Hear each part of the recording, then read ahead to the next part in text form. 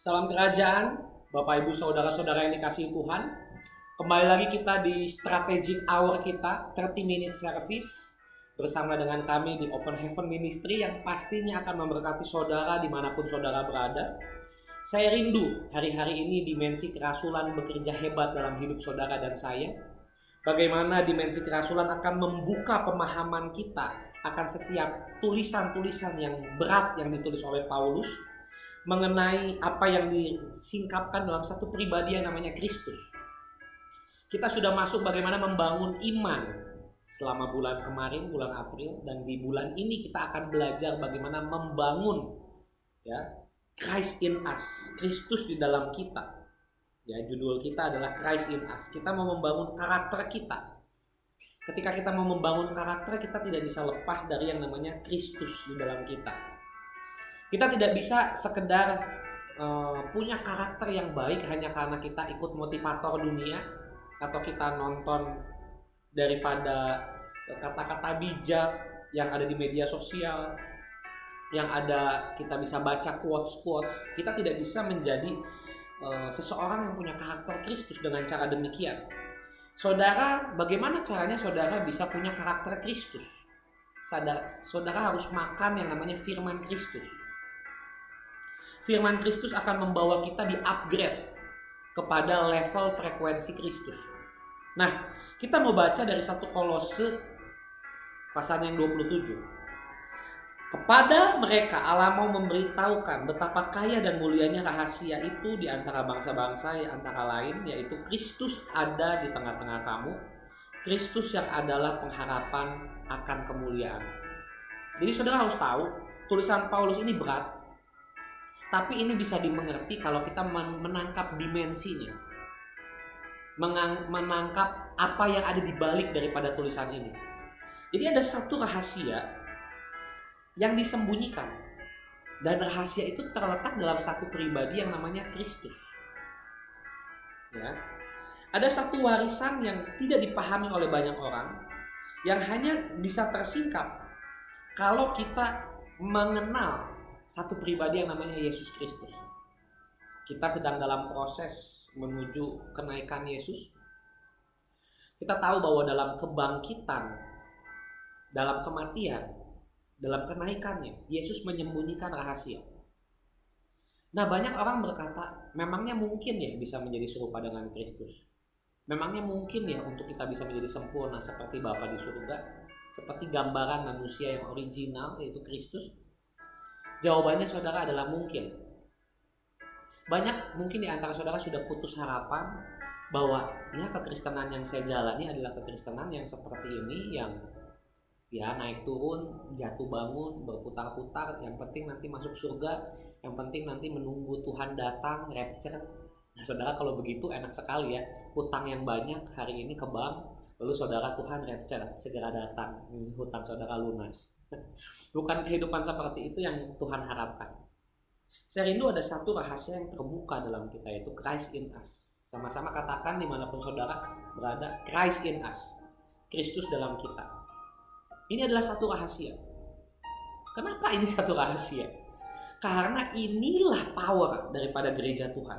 Inilah power daripada kita memiliki satu warisan, kekuatan, DNA manusia yang original. Ingat, Adam pertama sudah gagal. Adam terakhir, yaitu Yesus, sudah berhasil. Dia berhasil hidup tanpa dosa, tanpa cacat, tanpa celah, dan dia berhasil menang. DNA-nya itu diwariskan kepada kita. Maka semua rahasia kemenangan dalam kehidupan ada dalam satu pribadi, saudara, yaitu dalam pribadi Yesus. Jadi standar saudara bukan Musa, standar saudara bukan Daud, standar saudara bukan Yehuda. Jadi tidak bisa kita bilang, ya wajarlah hidup jatuh bangun dalam dosa. Lihat saja Daud berzina tetap disayang Tuhan. Musa gagal masuk tanah Kanaan tetap disayang Tuhan. Lalu saudara bilang Yehuda nyewa pelacur tetap disayang Tuhan. Standar saudara bukan Musa, standar saudara bukan Yosua Kaleb, bukan Daud, bukan Daniel, bukan Sadrak Mesakh Abednego, bukan Yehuda, bukan. Standar saudara adalah satu pribadi yang namanya Kristus. Nah, dimensi kerasulan mengembalikan standar kepada gereja Tuhan. Dimana hari-hari ini kita mungkin sering dengar khotbah, ya tidak apa-apalah hidup berputar-putar, jatuh bangun, yang penting setia sampai akhir sama Tuhan. Ini satu statement yang keliru, saudara. Karena kalau saudara kenal satu pribadi yang namanya Kristus, di sini terjadi ada yang namanya pengharapan akan kemuliaan, the hope of the glory. Christ in us, the hope of glory. Artinya kita punya pengharapan akan satu kualitas kehidupan yang lebih baik. Ada satu kualitas kehidupan yang disebut dengan Zoe. Zoe adalah kualitas kehidupannya Tuhan. Ini dapat diperoleh oleh orang-orang yang menerima penyingkapan tentang Roh Kristus. Roh Kristus bukan Roh Kudus, saudara. Ya, Kristus adalah Kristus, Roh Kudus adalah Roh Kudus, Bapa adalah Bapa. Nah, perlu kita pahami. Roh Kudus punya fungsinya, Kristus punya fungsinya, Bapa punya fungsinya, masing-masing semuanya 3 in 1. Tapi masing-masing punya divisinya, punya bagiannya. Nah, ketika kita bicara tentang Kristus, ya, kita berbicara tentang kematiannya, kebangkitannya, kenaikannya, tentang kuasa yang bekerja di dalam dirinya. Jadi satu harapan di mana Adam pertama sudah gagal, tapi Yesus Kristus sebagai Adam yang terakhir sudah berhasil. Jadi kita punya harapan untuk punya kualitas hidup seperti yang Yesus jalani selama dia di bumi. Sama-sama katakan amin. Ini satu pengharapan bagi kita semua. Untuk bisa punya satu kualitas kehidupan seperti Yesus. Wow, suatu kualitas kehidupan yang super.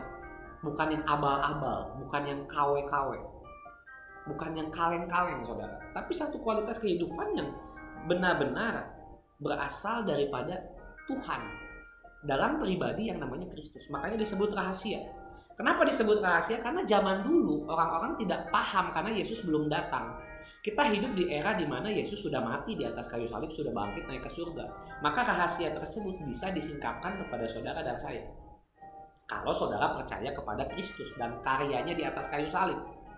Kalau tidak, ya saudara tidak akan bisa menemukan rahasia ini atau kekuatan ini. Perhatikan saudara statement ini. Orang yang lahir dari Kristus akan membawa DNA Kristus dalam hidupnya yang baru.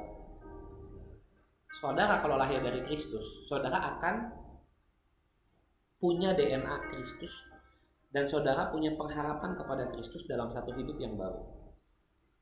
Yohanes 3 ayat 6. Apa yang dilahirkan dari daging adalah daging, apa yang dilahirkan dari roh adalah roh. Jadi kalau kita dilahirkan dari daging, wajar keinginan daging. Tapi kalau kita dilahirkan dari roh, manusia yang baru, roh kita yang baru, Kristus adalah di dalam kita. Kristus itu DNA-nya, sifat-sifatnya, naturnya. Ya. Setelah kita percaya Yesus, kita terima Yesus, maka DNA itu diberikan kepada kita untuk kita bisa sempurna seperti Dia. Nah, inilah rahasia yang tidak orang ketahui, kekuatan super. Sama-sama katakan kekuatan super. Yesus itu manusia super, saudara. Dia ini superhero yang sebenarnya. Kristus ini adalah superhero yang sebenarnya. Dan rahasia daripada kekuatannya disimpan dalam DNA-nya. Jadi kalau saudara nonton film-film pahlawan superhero, mereka ini masing-masing punya kekuatan super. Tapi saya mau bilang sama saudara, Yesuslah satu-satunya superhero yang sesungguhnya. Dan rahasia kekuatannya terletak pada bukan pada rambutnya. Rambutnya itu Simpson. Pada DNA-nya, naturnya, darahnya. Makanya Yesus mati di atas kayu salib memberi darahnya bagi saudara dan saya. Ya. Nah, apa yang Tuhan berikan kepada kita itu dalam bentuk benih, saudara. Jadi Kristus diberikan kepada kita dalam bentuk benih. Benih itu adalah firman. Firman itu adalah firman Kristus, firman kerajaan. Ketika saudara mendengar firman Kristus, saudara mendengar firman kerajaan, maka Kristus di dalam saudara, roh Kristus, DNA Kristus akan bertumbuh, manusia kamu akan dewasa. Dan ini menjadi satu kekuatan super. Sehingga saudara dapat menggenapi Filipi 4 ayat 13. Segala perkara dapat aku tanggung di dalam Dia yang memberi aku kekuatan. Saudara dapat memiliki kekuatan manusia super. Hanya manusia super yang bisa berkata segala perkara dapat aku tanggung di dalam Dia yang memberi aku kekuatan. Wow. Hanya manusia super, saudara. Karena buat manusia pada umumnya, stres itu normal. Jatuh bangun itu wajar. Berputar-putar itu wajar, manusiawi. Depresi, takut masa depan itu hal yang biasa. Tapi saudara tahu nggak? Saudara bisa punya satu kualitas kehidupan yang lebih baik, di mana sukacita, damai sejahtera, hidup dalam kebenaran, itu yang wajar, itu yang normal. Tapi bagaimana saudara bisa sampai ke sana? Saudara harus menemukan rahasianya.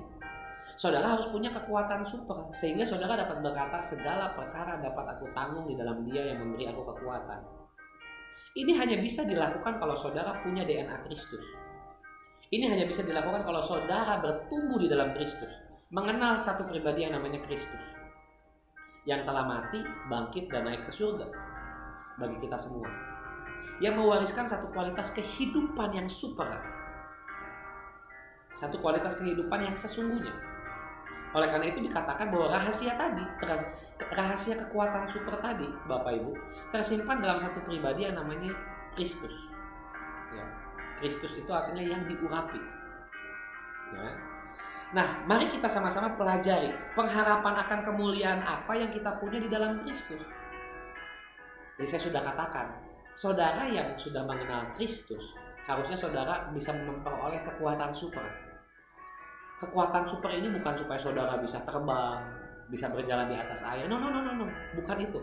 Kekuatan super yang saya bilang adalah ketika saudara bisa menjadikan realita firman Tuhan yang berkata, segala perkara dapat aku tanggung, diberikan yang kepada Dia yang memberikan aku kekuatan. Segala perkara. Kalau saudara bisa menanggung segala perkara di dunia ini, itulah kekuatan super dari DNA Kristus, dari pribadi Kristus yang adalah pengharapan kemuliaan. Mari kita siapkan catatan kita. Yang pertama, pengharapan akan kemuliaan apa yang kita miliki dalam Kristus. Yang pertama, Kristus dalam saya, maka saya akan memerintah dalam kehidupan. Katakan yes, katakan amin. Kalau Kristus tersingkap dalam hidup saudara dan saya, maka kita akan punya satu kehidupan yang memerintah. Kita akan berkuasa atas setiap keadaan, masalah. Tidak ada yang dapat menghancurkan kita. Setiap tantangan, persoalan, itu hanya akan menjadi satu batu loncatan dan kita bisa handle. Kita bisa memerintah. Saudara, jangan pikir jauh-jauh pemerintahan 1000 tahun nanti setelah kiamat. Pemerintahan itu diuji coba dulu, trialnya sekarang, saudara. Lewat pribadi Kristus di dalam kita yang sudah kita percaya. Kalau hari ini saudara saja ngalamin masalah stres, ngadapin tantangan stres, jatuh bangun terus, gimana saudara mau memerintah dalam pemerintahan 1000 tahun? Logikanya, kita harus menyicipi dulu pemerintahan tersebut dengan cara benar-benar memerintah dalam kehidupan sekarang yang kita lewati. Kalau hari ini saudara pelayanan masih stres, bisnis masih stres terus, masih terus jatuh bangun, bergumul lagi dengan dosa yang sama, permasalahan yang sama, persoalan yang sama. Ini artinya saudara belum memerintah. Saya mau kasih tahu sama saudara. Mungkin saudara sudah terima Kristus sebagai Tuhan dan Juru Selamat, tapi saudara belum mengaktifasi Kristus di dalam saudara.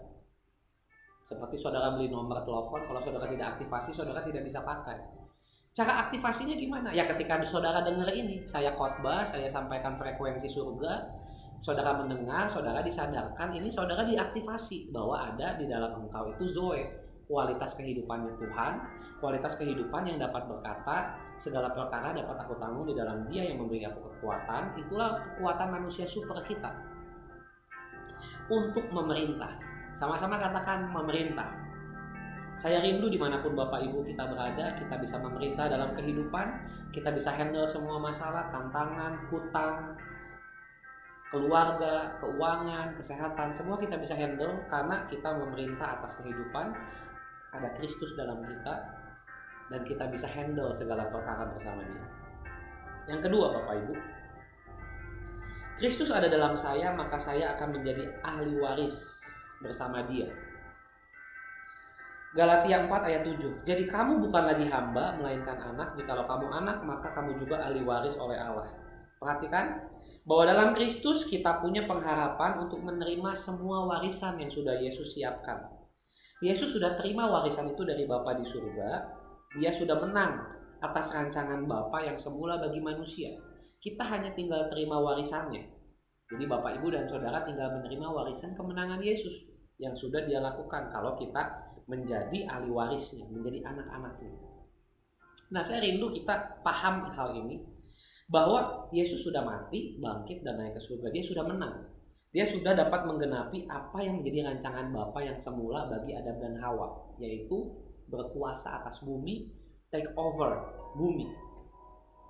Bukan kita yang di take over oleh masalah, oleh dunia, oleh sistem, tapi kita yang take over bumi. Kita yang take over setiap tantangan, masalah, persoalan yang ada dalam kehidupan.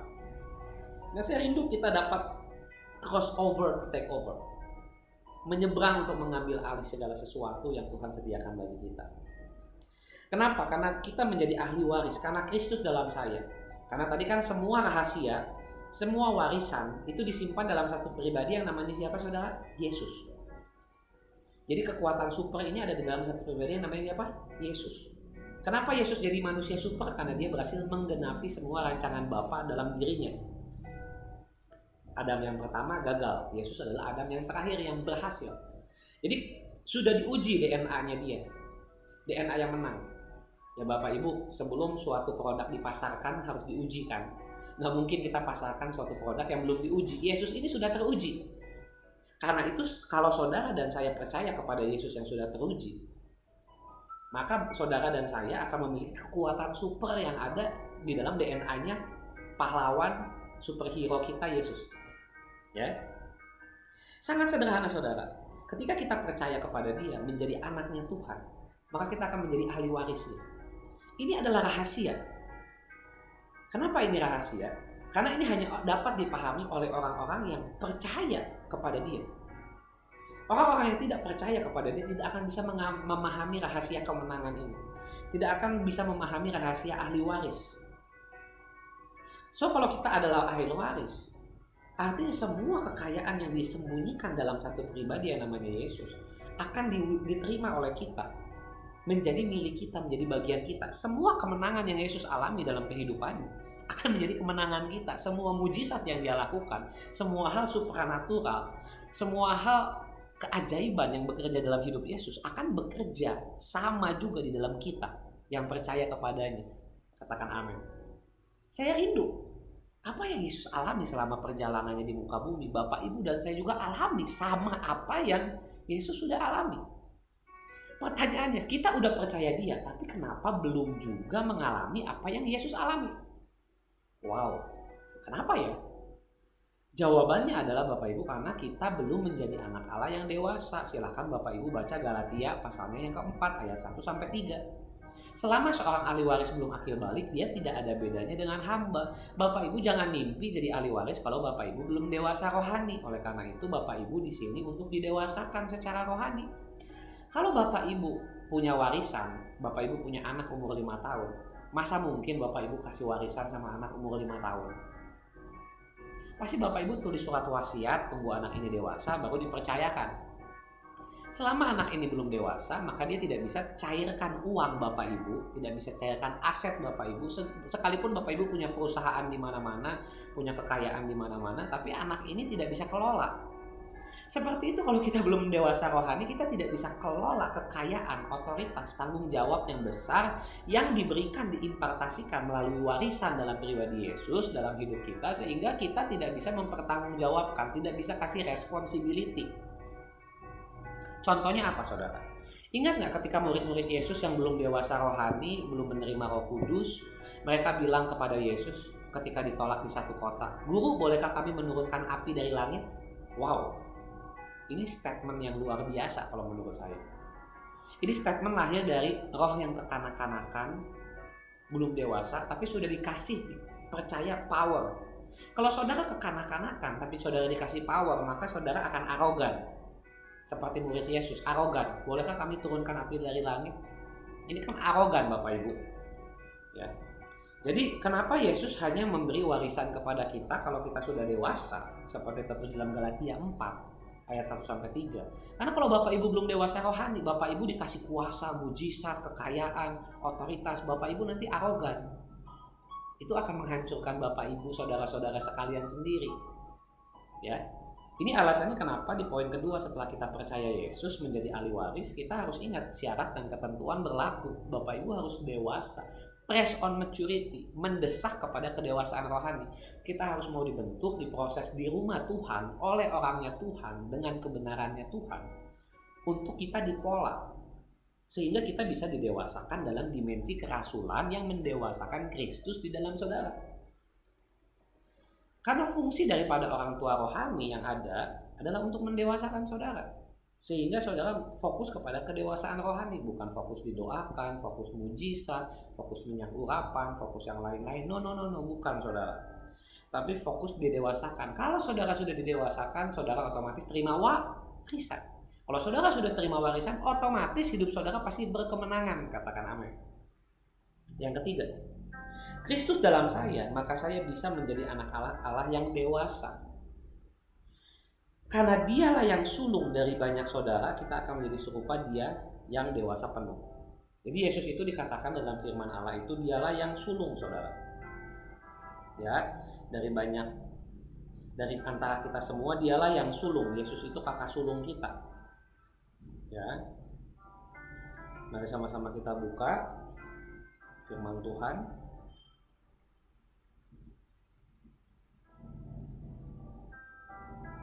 Yakobus 1 ayat 18. Atas kehendaknya sendiri ia telah menjadikan kita oleh firman kebenaran supaya kita pada tingkat tertentu menjadi yang sulung di antara semua ciptaannya. Jadi saudara bisa juga menjadi yang sulung, karena Yesus itu adalah yang sulung. Ya, dialah yang sulung. Dalam Kolose 1 ayat 15, Yesus adalah gambar Allah yang tidak kelihatan. Jadi Allah nggak kelihatan, tapi Allah kelihatan dalam wujud Yesus. Ya, dialah yang sulung lebih utama dari segala yang diciptakan. Jadi Yesus ini adalah yang sulung dari antara banyak saudara. Roma 8 ayat 29. Semua orang dipilihnya dari semula, mereka ditentukannya menjadi serupa dengan gambaran anaknya. Jadi saudara ini ditentukan menjadi serupa dengan Yesus, supaya ia anaknya yaitu Yesus menjadi yang sulung di antara banyak saudara. Jadi Yesus yang sulung, kita menjadi serupa dengan Yesus, kita menerima hak kesulungan. Kita akan didewasakan sampai kita juga menjadi anak yang dewasa. Jadi hanya dengan saudara percaya kepada Yesus dan mau didewasakan, maka saudara bisa dibentuk dan saudara bisa menjadi anak-anak Allah yang dewasa atau menjadi huyos. Kalau Kristus ada dalam kita. Kalau Kristus tidak ada dalam kita, kita tidak akan pernah bisa menjadi dewasa. Yang keempat, Kristus ada dalam diri saya, maka saya memiliki dimensi kehidupan dan roh. Ya. Yesus ada dalam diri, Kristus dalam diri saya, maka saya memiliki dimensi kehidupan dan roh saya akan beroperasi seperti Yesus. Jadi kalau Kristus ada dalam diri kita, itulah rahasia, itulah pengharapan akan kemuliaan. Maka dimensi di belakang Yesus yang beroperasi akan menjadi dimensi yang sama di belakang saudara beroperasi. Sistem operasional yang bekerja dalam hidup Yesus akan menjadi sistem operasional yang sama yang bekerja dalam hidup saudara. Saudara mungkin punya handphone Cina, tapi saudara download temanya Apple. Nah, temanya Apple bisa saudara duplikasi di handphone Cina, sehingga seolah-olah saudara ini pakai Apple, tapi bukan Apple, handphone Cina. Saudara masukkan seolah-olah sistemnya Apple di dalam handphone Cina saudara.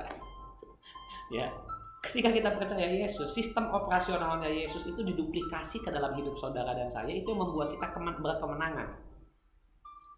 Maka kita akan mengoperasikan apa yang dioperasikan Yesus. Maka kita akan masuk ke dalam sistem operasionalnya Yesus. Kita akan memiliki dapur yang sama dengan dapur yang Yesus miliki. Dan kita akan memiliki dimensi kehidupan yang sama. Kita akan maju dalam siklus kehidupan. Ibrani 6 ayat 4-5. Sebab mereka yang pernah diterangi hatinya dan mengecap karunia sorga, yang pernah mendapat bagian dalam Roh Kudus dan mengecap firman yang baik dari Allah dan karunia-karunia dunia yang akan datang.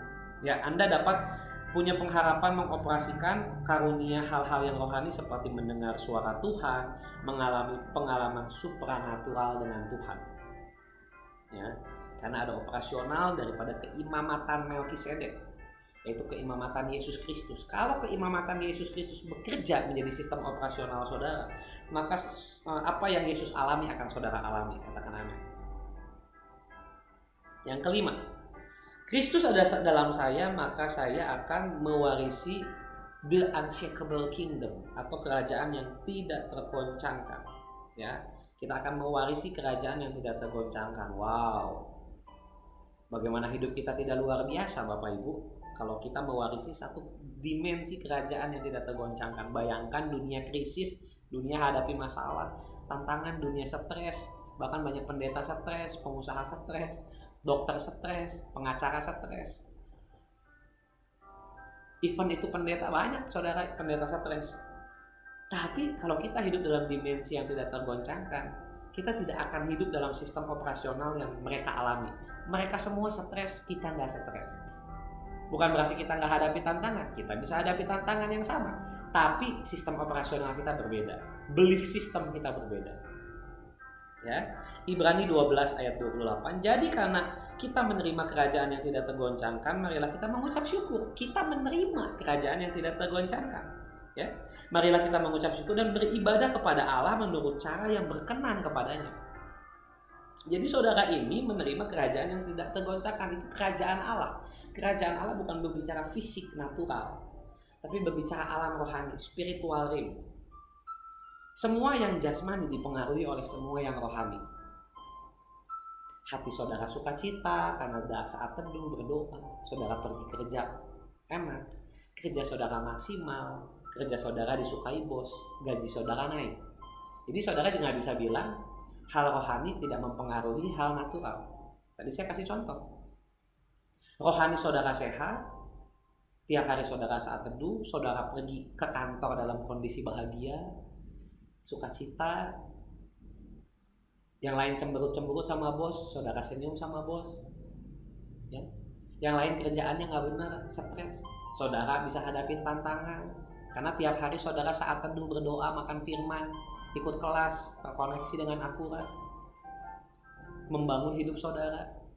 Akhirnya bos lihat saudara, gaji saudara naik, saudara dipromosikan. Jadi yang di alam roh itu pengaruh dengan natural saudara. Bayangin saudara stres, banyak masalah keluarga di rumah, pergi kerja pun gak efektif. Ketemu orang, ketemu klien pun kita cemberut-cemberut. Yang harusnya dipromosiin gagal dipromosiin, berkat yang harusnya deket jadi jauh. Jadi saudara nggak bisa bilang kerajaan Allah itu nggak kelihatan, kerajaan Allah itu nggak pengaruh ke yang natural. Kata siapa? Dengan saudara punya dimensi kerajaan Allah yang tidak tergoncangkan, itu akan mempengaruhi keluargamu, pelayananmu, keuanganmu, kesehatanmu. Buktikan perkataan saya, ya. Dan yang terakhir Bapak Ibu, Kristus dalam saya, maka Roh Kudus akan memberi hidup kepada tubuh kita yang fana ini. Jadi karena ada Kristus dalam kita. Ingat, di perjanjian lama Roh Kudus itu tidak bisa dwell in us, menyatu dengan kita. Sejak Yesus mati di kayu salib, Roh Kudus baru bisa dicurahkan masuk dalam kita karena ada Roh Kristus. Karena saudara percaya Yesus, semua dosa saudara terhisap kepada Yesus, maka Roh Kudus dalam tanda kutip sudi tinggal dalam tubuh kita yang berdosa ini. Karena ada Yesus yang ada dalam kita. Kalau nggak ada Yesus, buktiin sendiri di perjanjian lama. Coba saudara lihat, Roh Kudus nggak pernah masuk dalam diri seseorang, hanya hinggap. Bukan di dalam, di luar. Kenapa? Karena nggak mungkin. Dia nggak bisa masuk dalam kita. Kita najis, kotor. Tapi ketika kita terima Yesus, Yesus menjadi satu dengan kita, DNA-nya Yesus dalam kita, natur Kristus dalam kita, Roh Kudus sudi tinggal dalam kita. Karena yang dilihat bukan kita, tapi Kristus dalam kita. Jadi ini adalah rahasia penyingkapan yang tidak banyak orang mengerti. Ketika kita sudah menerima Yesus, inilah yang membuat Roh Kudus bisa memenuhi hidup kita. Ini alasannya kenapa Roh Kudus tidak pernah bisa dicurahkan sebelum Yesus mati, bangkit dan naik ke surga. Roh Kudus tidak bisa dicurahkan. Karena harus ada kehidupannya Yesus tadi dulu yang dipersembahkan kepada Bapa. Setelah mati, bangkit dan naik, Yesus mempersembahkan hidupnya kepada Bapa yang sudah teruji tadi, menang di dunia. Maka kita yang percaya kepada Yesus terhisap kepada kematian, kebangkitan, kemenangan Yesus, kenaikan Yesus. Sehingga Roh Kudus bisa tinggal dalam kita. Puji Tuhan Bapak Ibu Saudara-saudara, hari ini kita bisa penuh dengan Roh Kudus. Kita bisa menerima janji Abraham. Apa janji Abraham? Roh Kudus dicurahkan atas kita, keturunan kita. Itulah janji. Kalau saudara dengar janji Abraham, Ishak dan Yakub, jangan pikirannya uang melulu. Janji untuk Abraham, Ishak dan Yakub itu janji pribadi Roh Kudus, saudara. Mintalah, carilah, ketuklah. Selalu diaplikasinya uang, cuan. Mintalah cuan, carilah cuan, ketuklah pintu klien gitu ya. Jangan semua ayat ditafsirkan uang melulu. Yang dimaksudkan minta itu kan saudara baca konteksnya itu mintalah Roh Kudus gitu. Jadi jangan minta Roh Kudus dipelesetkan jadi minta cuan, minta jodoh. Ya, banyak kita ini seringkali disalah artikan ketika ayat firman Allah bilang mintalah maka akan diberikan. Coba lihat konteksnya. Itu yang suruh diminta tuh Roh Kudus, Bapak Ibu, bukan suruh minta jodoh, minta cuan, minta kerjaan. Jadi jangan pakai ayatnya yang tidak sesuai konteksnya. Seperti itu ya. Nah, kita rindu untuk kita sama-sama semakin dibangun penuh dengan Roh Kudus karena sudah ada rahasia yaitu pribadi Kristus yang sudah bangkit, mati dan menang. Sehingga kemenangannya menjadi warisan kita, sehingga Bapak, Ibu dan saya hari ini bisa penuh hidup dalam tuntunan Roh Kudus, bisa menerima Roh Kudus dalam hidup kita, bisa berjalan setiap hari dalam bimbingan Roh Kudus, dan kita menjadi saksinya Yesus dimanapun kita berada. Terima kasih Bapak Ibu sudah terkoneksi dengan kami. Jikalau hari-hari ini Bapak Ibu membutuhkan untuk dibimbing, silakan hubungi kami di Open Heaven Foundation. Hubungi nomor saya yang tertera di pengumuman di akhir. Kalau saudara butuh pelayanan untuk dibimbing, dituntun sehingga saudara bisa didewasakan, mari jangan hanya menjadi penonton atau orang luar. Ayo mari saudara terkoneksi dengan kami, menjadi part of us atau bagian daripada kami, Open Heaven Foundation, dalam pelayanan kami Open Heaven Ministry. Tuhan Yesus memberkati kita semua. Haleluya. Salam kerajaan.